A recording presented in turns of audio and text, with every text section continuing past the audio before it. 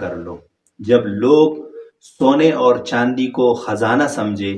تو تم ان کلمات کو جو میں تمہیں بتانے لگا ہوں ان کلمات کو خزانہ سمجھو۔ یہ کلمات اتنے قیمتی ہیں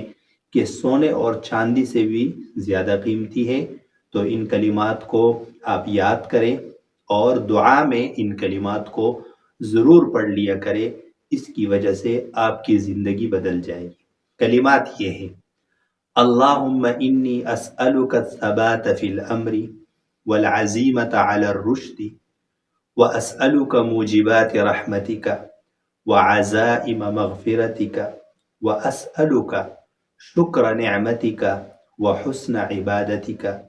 واسألک قلبا سلیما ولسانا صادقا واسألک من خیر ما تعلم واعوذ بک من شر ما تعلم